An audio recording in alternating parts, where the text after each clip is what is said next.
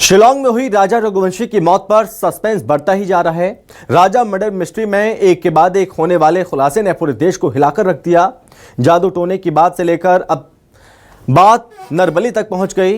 राजा के परिवार का कहना है कि सोनम ने राजा की हत्या के लिए तंत्र मंत्र का सहारा लिया।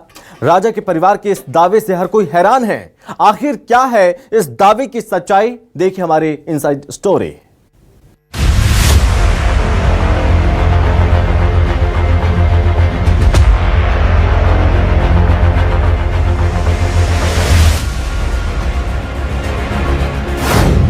हल्दी से नरबली तक सोनम की कातिलाना साजिश।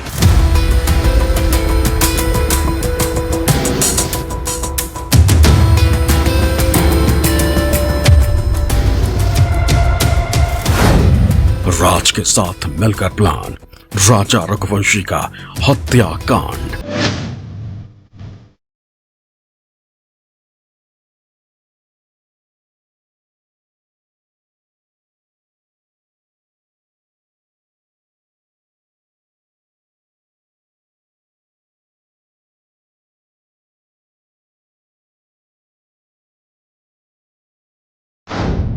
उल्टी टंगी तस्वीर और यंत्र, सोनम ने किया तंत्र मंत्र।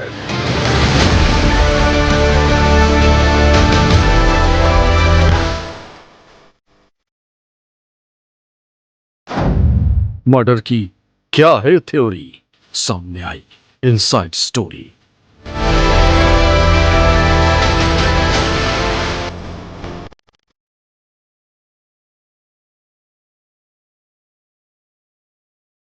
इंदौर के ट्रांसपोर्ट कारोबारी 29 साल के राजा रघुवंशी ने 11 मई 2025 को धूमधाम से सोनम से शादी की थी।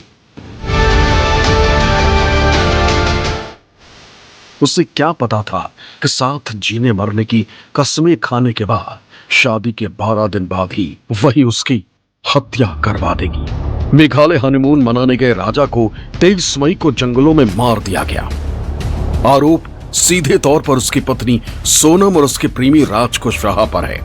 घटना के 17 दिन बाद 8 और 9 जून के बीच की रात सोनम यूपी के गाजीपुर से गिरफ्तार हुई, जिसके बाद पुलिस मामले के परत दर परत खोलने में जुट गई। वहीं अपने बेटे राजा को खोने के बाद पूरा परिवार गहरे सदमे में है। अपने बेटे को खोने का दर्द माँ बाप की आंखों से दर्द बनकर छलक रहा है। राजा के मौत के बाद परिवार वालों ने जो दावे किए वो वाकई हिला देने वाले। कामाख्या मंदिर में नरबली की सच्चाई। राजा के मर्डर मिस्ट्री में एक चौंकाने वाला एंगल भी उभर कर सामने आया। राजा की मां ने सोनम पर तंत्र मंत्र करने का शक जताया।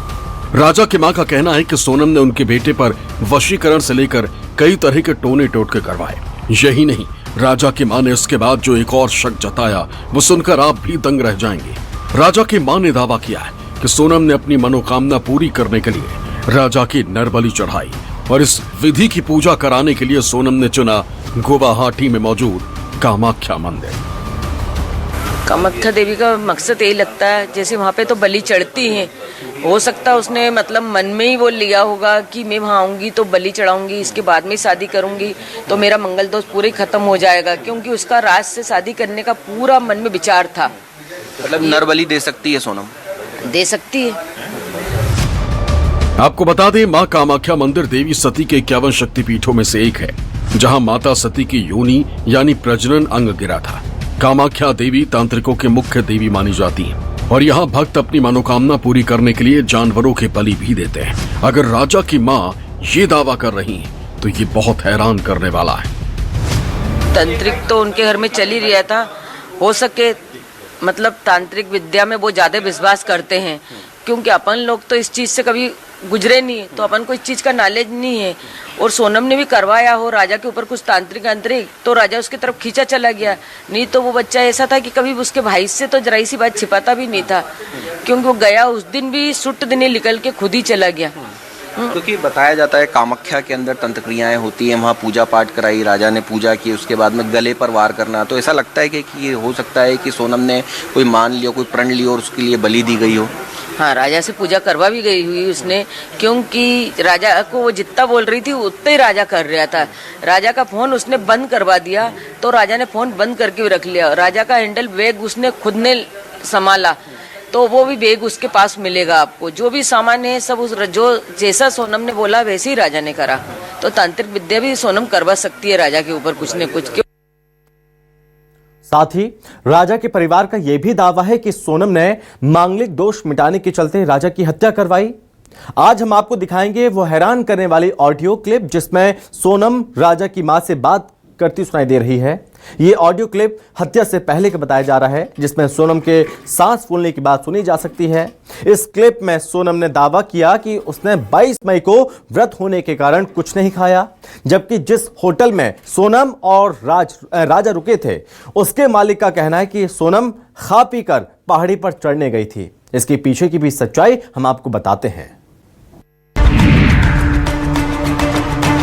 वहीं राजा रघुवंशी के भाई सचिन ने भी एक और दावा किया। सचिन के भाई का कहना है कि सोनम ने अपनी कुंडली का मंगल दोष मिटाने के लिए अपने पति राजा की हत्या करवाई, ताकि बाद में सोनम अपने कथित प्रेमी राज कुशवाहा से दूसरी शादी कर सके। सचिन के भाई ने सोनम के पिता पर भी दावा किया है कि उन्होंने अपनी बेटी की वापसी के लिए अपने घर के बाहर उल्टी तस्वीर टांगी, और ऐसा करने से उनकी बेटी तो वापस आ गई, लेकिन शिलोंग से राजा रघुवंशी कफन के टुकड़े में लौटा। देखो सब मांगलिक राजा भी था, लड़की मांगलिक थी।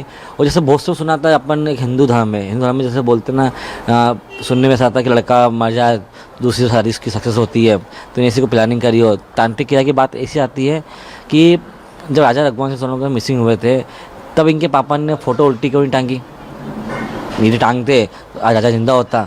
बेटी की फ़ोटो टांगी तो बेटी जिंदा मिल भी गई है। तो ये सोचने पर चीज़ मजबूर कर रही है। वैसे कौन सा तांत्रिक था जिसने इतने चीज़ों को खर्च से बोला और बच्चे मिल भी गए उनकी।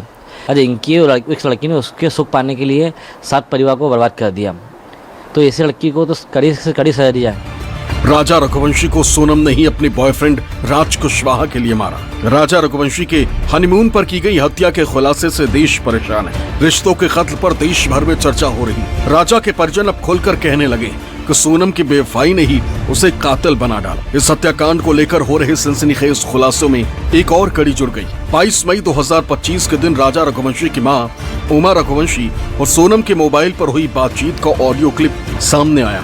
ये वीडियो राजा रघुवंशी की हत्या से पहले का बताया जा रहा है। हम आपको भी ये पूरी ऑडियो क्लिप सुनाते हैं, आप भी सुनिए कैसे हत्या की साजिश रचने वाली कातिल सोनम बड़े आराम से अपनी सास से फोन पर बात कर रही।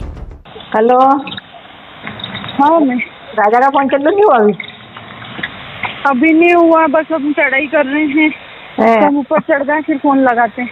और आज तो उपवास होगा फिर? मेरा तो उपवास है ना, मेरे को 2-3 बार बोल दिया।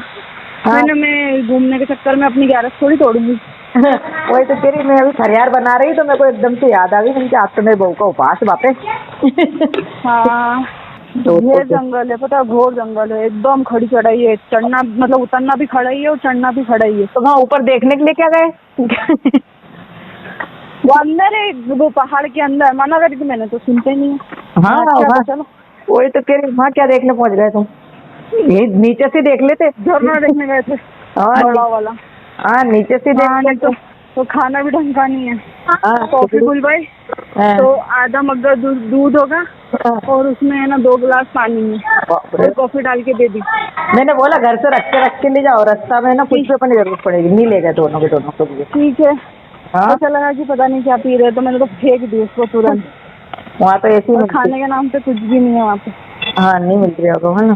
सांस फूल रही। हाँ सांस फूल रही तो लगाती हूँ ऊपर पहुँच के। हाँ कोई दिक्कत नहीं, लग गया ना फोन बस।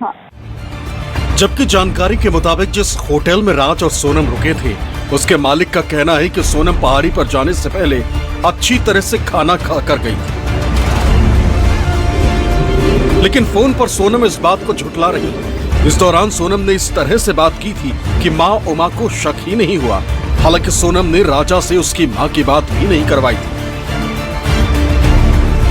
वो एक तरफ तो राजा की मां से बात कर रही थी और उधर प्रेमी के साथ मिलकर रची हत्या की साजिश को अंजाम दे रही थी। वहीं इस ऑडियो क्लिप पर इंदौर पुलिस से जब न्यूज़ 24 ने सवाल पूछा तो सुनिए उसका क्या कहना है।